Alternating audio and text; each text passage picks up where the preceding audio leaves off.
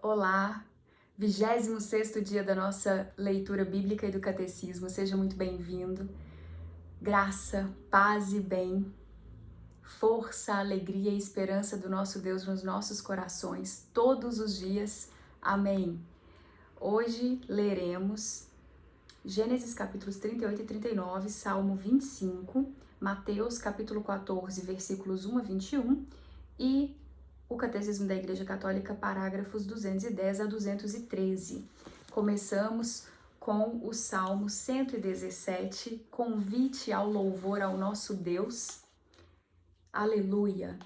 Louvai Yahvé, nações todas, glorificai-o todos os povos, pois seu amor é forte e sua verdade é para sempre. Amém. Em nome do Pai, do Filho e do Espírito Santo, pedimos a graça de Deus para esse trabalho, para a interpretação da palavra, que frutifique nos nossos corações. Gênesis capítulo 38.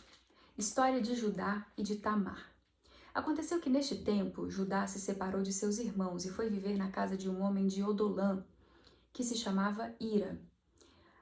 Ali Judá viu a filha de um cananeu que se chamava Sué. Ele a tomou por mulher e se uniu a ela. Esta concebeu e gerou um filho, que chamou Ré. Outra vez, ela concebeu e gerou um filho que chamou Onã. Ainda outra vez concebeu e gerou um filho que chamou Sela. Ela se achava em Casibe quando o teve. Judá tomou uma mulher para seu primogênito ela se chamava Tamar. Mas o primogênito de Judá, desagradou a Yahvé, que o fez morrer. Então Judá disse a Onã: vai a mulher de teu irmão, cumpre com ela o teu dever de cunhado e suscita uma posteridade a teu irmão. Entretanto, Onã sabia que a posteridade não seria sua, e cada vez que se unia à mulher de seu irmão, derramava por terra, para não dar uma posteridade a seu irmão. O que ele fazia desagradou a Yahvé, que o fez morrer também. Então Judá disse à sua nora Tamar: volta à casa de teu pai como viúva e espera que cresça meu filho Selá. Ele dizia consigo: não convém que ele morra como seus irmãos. Tamar voltou, pois, à casa de seu pai. Passaram-se muitos dias e a filha de Sué, a mulher de Judá, morreu. Quando Judá ficou consolado, subiu a Tana, ele e Ira, seu amigo de Odolã, para a tosquia de suas ovelhas. Comunicaram a Tamar: eis que foi-lhe dito, teu sogro sobe a Tama para a tosquia de suas ovelhas. Então ele deixou suas roupas de viúva, cobriu-se com um véu e sentou-se na estrada de Enaim, que está no caminho de Tama. Ela via que Sela já era grande e ela não lhe fora dada como mulher. Vendo-a, Judá tomou-a por uma prostituta, pois ela cobrira o rosto, dirigiu-se a ela no caminho e disse: deixa-me ir contigo. Ele não sabia que era sua nora, mas ela perguntou: que me darás para ires comigo? Ele respondeu: eu te enviarei um cabrito do rebanho. Mas ela replicou: sim, se me deres um penhor, até que o mandes. Ele perguntou: que penhor te darei? E ela respondeu: o teu selo, com teu cordão e o cajado que seguras. Ele lhes deu e foi com ela, que dele concebeu. Ela se levantou, partiu, retirou seu véu e retomou as roupas de viúva. Judá enviou o cabrito por intermédio de seu amigo de Odolã para recuperar os penhores das mãos da mulher, mas este não a encontrou. Ele perguntou aos homens do lugar: onde está aquela prostituta que fica em Enaim no caminho? Mas eles responderam: jamais houve prostituta aqui. Ele voltou, pois, junto a Judá e lhe disse: eu não a encontrei. Também os homens do lugar me disseram que jamais houve prostituta ali.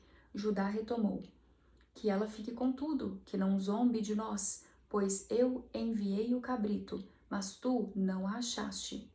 Cerca de 3 meses depois foi dito a Judá: tua nora Tamar prostituiu-se e está grávida por causa de sua má conduta. Então Judá ordenou: tirai-a fora e seja queimada viva.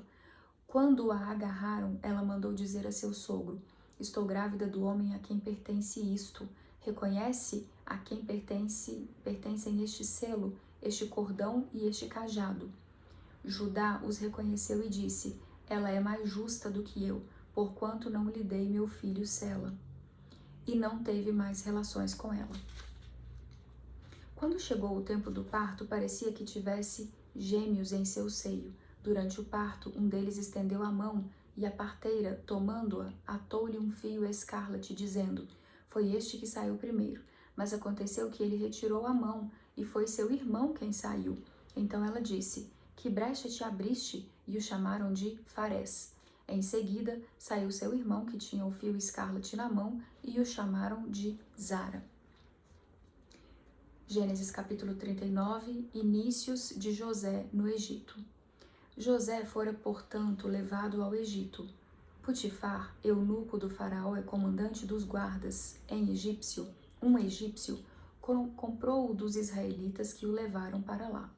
Ora, Yahvé assistiu a José, que em tudo teve êxito, e ficou na casa de seu senhor, o egípcio. Como seu senhor via que Yahvé o assistia e fazia prosperar em suas mãos tudo o que empreendia, José encontrou graça a seus olhos. Foi posto a serviço do Senhor, que o instituiu seu mordomo e lhe confiou tudo o que lhe pertencia.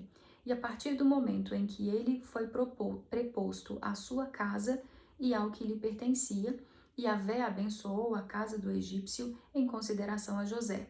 A bênção de Yahvé atingiu tudo o que ele possuía em casa e nos campos.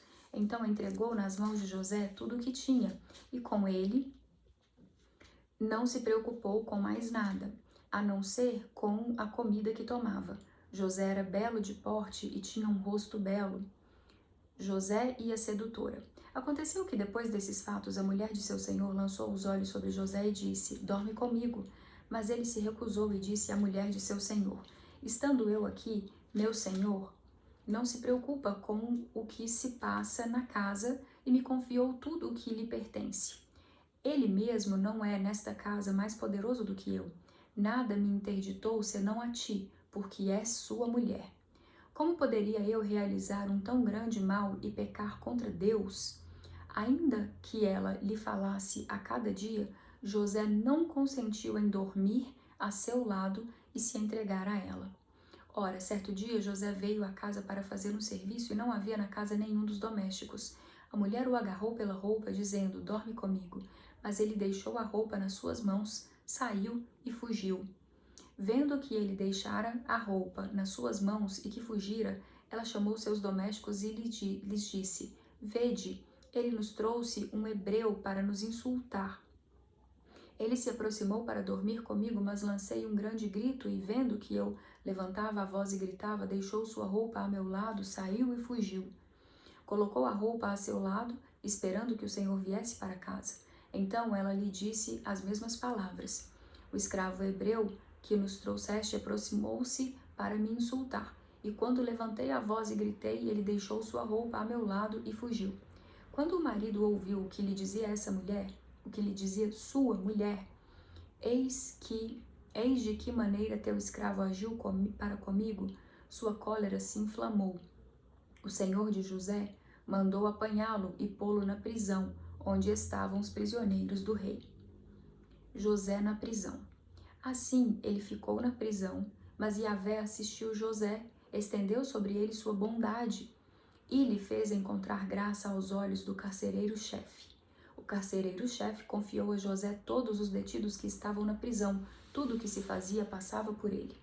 O carcereiro-chefe não se ocupava de nada do que lhe fora confiado, porque Yahvé o assistia e fazia prosperar o que ele empreendia.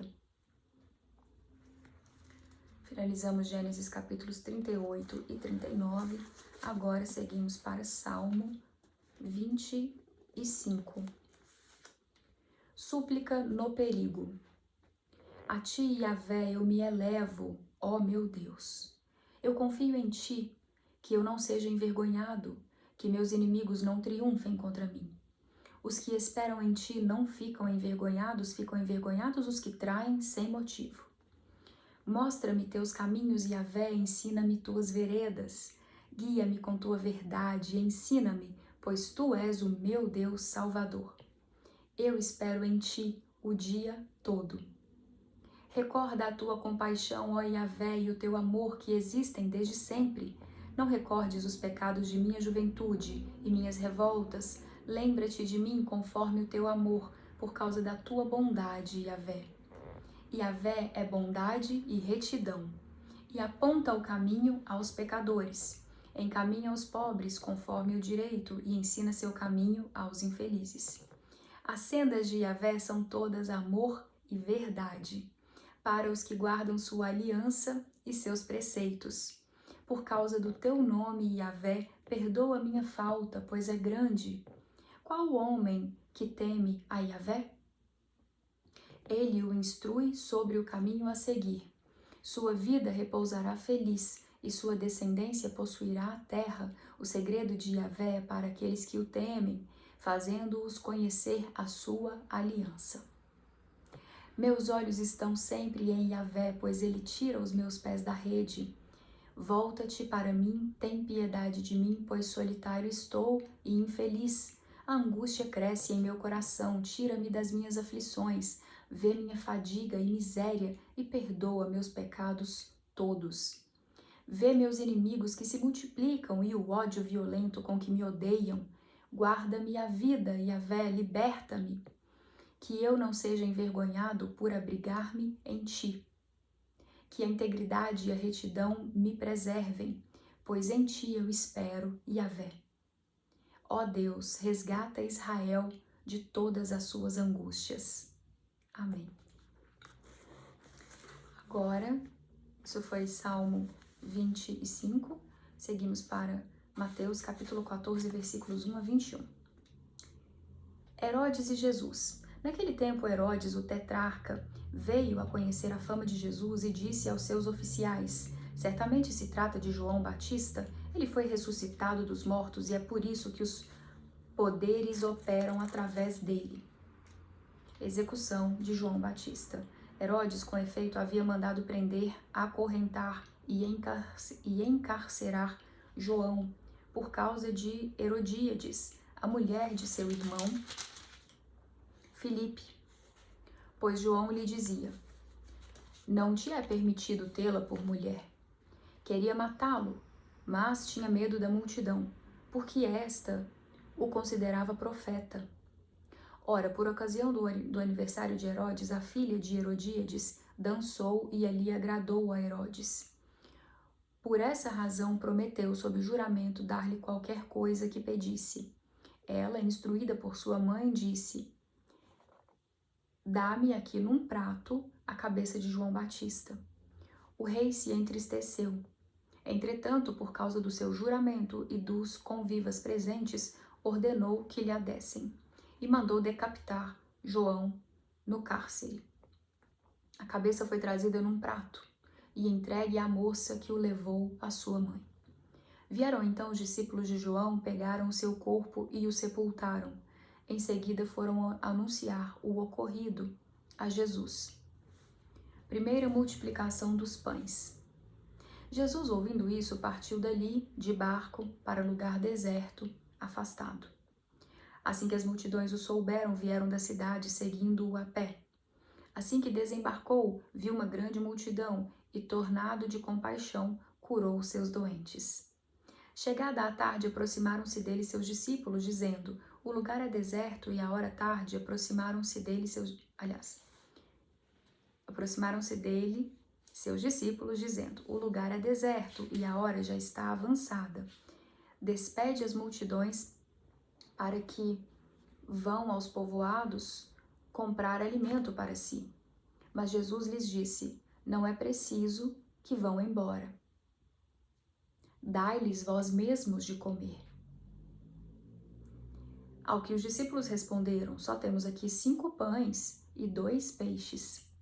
Disse Jesus: trazei-os aqui. E tendo mandado que as multidões se acomodassem na grama, tomou os 5 pães e os 2 peixes, elevou os olhos ao céu e pronunciou a bênção. Em seguida, partindo os pães, deu-os aos discípulos e os discípulos às multidões. Todos comeram e ficaram saciados, e ainda recolheram 12 cestos cheios dos pedaços que sobraram. Ora, Os que comeram eram cerca de 5.000 homens, sem contar mulheres e crianças. Agora, isso foi Mateus capítulo 14, versículos 1 a 21. Agora, o Catecismo da Igreja Católica, parágrafos 210 a 213. Deus de ternura e de compaixão. Depois do pecado de Israel, que se desviou de Deus para adorar o bezerro de ouro, Deus ouve a intercessão de Moisés e aceita caminhar no meio de um povo infiel, manifestando assim seu amor. A Moisés, que pede para ser sua glória, Deus responde: farei passar diante de ti toda a minha bondade e proclamarei meu nome, Senhor, na tua presença. Citação de Êxodo capítulo 33. O Senhor passa diante de Moisés e proclama: o Senhor, Deus misericordioso e clemente, paciente, rico em bondade e fiel. Moisés confessa então que o Senhor é um Deus que perdoa. O nome divino Eu Sou, ou Ele É, exprime a fidelidade de Deus que, apesar da infidelidade do pecado dos homens e do castigo que tal pecado merece, conserva a misericórdia por 1000 gerações. Êxodo capítulo 34. Deus revela que é rico em misericórdia. Efésios capítulo 2, indo até o ponto de dar seu próprio filho. Ao dar sua vida para libertar-nos do pecado, Jesus revelará que ele mesmo traz o nome divino. Quando tiverdes elevado o Filho do Homem, então sabereis que eu sou. Citação de João capítulo 8. Só Deus é. Ao longo dos séculos, a fé de Israel pôde desenvolver e aprofundar as riquezas contidas na revelação do nome divino. Deus é único, fora dele não há deuses. Transcende o mundo e a história. Foi ele quem fez o céu e a terra. Eles perecerão, mas tu permaneces, e todos ficarão gastos como um vestido, como uma roupa, tu os mudas e serão mudados, mas tu continuas o mesmo, e teus anos não têm fim. Citação de Salmos 102. Nele, todo dom precioso e toda dádiva perfeita vem do alto, descendo do Pai das luzes, que desconhece fases e períodos de sombra. Ele é aquele que é, desde sempre e para sempre, e é assim que permanece sempre fiel a si mesmo e às suas promessas. A revelação do nome inefável Eu Sou aquele que sou, contém, pois, a verdade de que só Deus é. Foi neste sentido que a tradução dos 70 e, na continuidade deles, a tradição da Igreja, compreenderam o nome divino. Deus é a plenitude do ser e de toda a perfeição, sem origem e sem fim. Enquanto todas as criaturas receberam dele todo o seu ser e o seu ter, só ele é seu próprio ser, e é por isso mesmo tudo o que é. Amém. E eu finalizarei lendo uma passagem instruída pelo Espírito Santo hoje, que é a primeira carta aos Tessalonicenses. Agora eu tô com a versão da Bíblia Ave Maria. Capítulo 3, Missão de Timóteo. Um trechinho até o versículo 5. Assim, não podendo mais esperar, resolvemos ficar sozinhos em Atenas e enviar-vos Timóteo, nosso irmão e ministro de Deus no Evangelho de Cristo. Ele tem a missão de vos fortalecer e encorajar na vossa fé, a fim de que, em meio às presentes tribulações, ninguém se amedronte. Vós mesmos sabeis que esta é a nossa sorte. Estando ainda convosco, vos predizíamos que haveríamos de padecer tribulações. É o que aconteceu e estais sabendo. É este o motivo por que, não podendo mais suportar a demora, mandei colher informações a respeito da vossa fé, pois receava que o tentador vos tivesse seduzido e resultasse em nada o nosso trabalho. Então, eu repetirei aqui a missão. Ele tem a missão de vos fortalecer e encorajar na vossa fé, a fim de que em meio às presentes tribulações ninguém se amedronte. E eu deixo essa mensagem especial, a importância de nós estarmos fortalecidos na nossa fé e não nos amedrontemos com quaisquer tribulações, quaisquer. O medo nos afasta de Deus. Não temas é uma das passagens mais repetidas na Bíblia. Eu ouvi esses dias, eu não recordo se foi, acho que foi o Frei Gilson que falou isso. Não temas, aí ele cita um número de vezes, porque o medo nos afasta das verdades de Deus. Quando nós estamos confiantes na presença de Deus, lembrando que Ele é a onipotência e que nada foge do controle dele, nós não temos medo. Nós nos colocamos em força de oração, pedindo a graça de Deus sobre a nossa vida, o direcionamento dele para tudo, a proteção, e nós não tememos.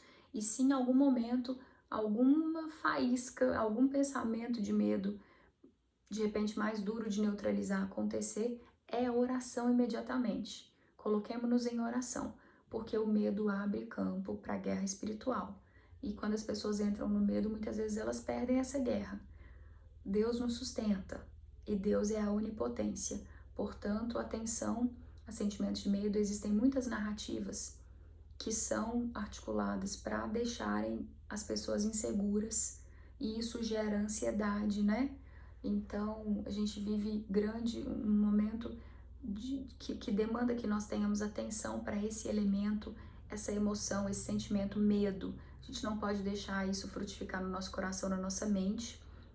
E eu lembro que o padre Mário Sartori fez uma homilia maravilhosa há poucos dias, na qual ele lembrava que pela Igreja Católica Ortodoxa, medo e tristeza são considerados pecados capitais. Por quê? Nos enfraquecem. Quando a gente cai nisso, a gente se enfraquece muito. A gente se afasta das verdades de Deus. Então fica essa reflexão, além da leitura de hoje. Foi uma alegria e gratidão a Deus. Até a próxima, se Deus quiser. Amém.